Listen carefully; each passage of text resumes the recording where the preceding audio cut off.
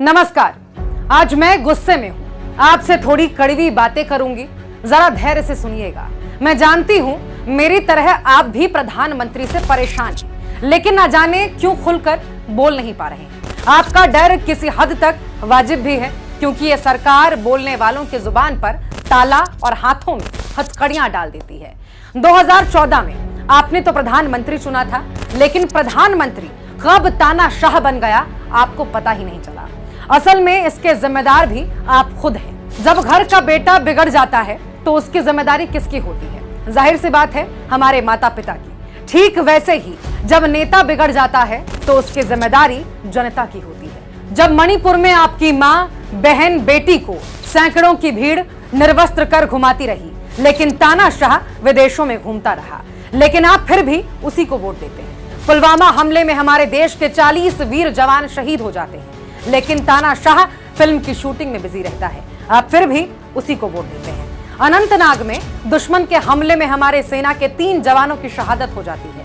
ठीक उसी वक्त तानाशाह G20 का जश्न मनाता रहता है, आप वोट फिर भी उसी को देते हैं। नोटबंदी की लाइनों में खड़ा कर देश के सैकड़ों लोगों की जान ली जाती है, आप वोट उसी को देते हैं।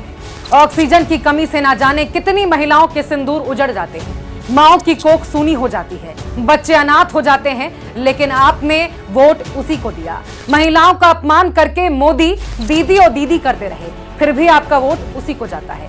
बीजेपी का नेता आदिवासी के सिर पर पेशाब करता है, एक डॉक्टर को बीजेपी नेता गुंडे की तरह पीट पीट कर मार डालता है, लेकिन आप वोट उन्हीं को देते हैं।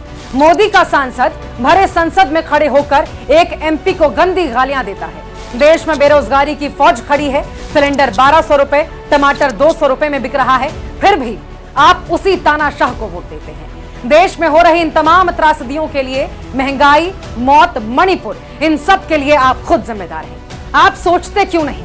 अपने दिल पर हाथ रखिए और सोचिए, आखिर एक तानाशाह की सनक के शिकार आप क्यों बनना चाहते हैं? अब आपको बोलना ही होगा, हिम्मत दिखानी ही होगी। साहेब के मन की बात नहीं, अब आप अपने मन की बात सुनिए और उखाड़ फेंकिए इस तानाशाही सरकार को। जुड़ेगा भारत, जीतेगा इंडिया।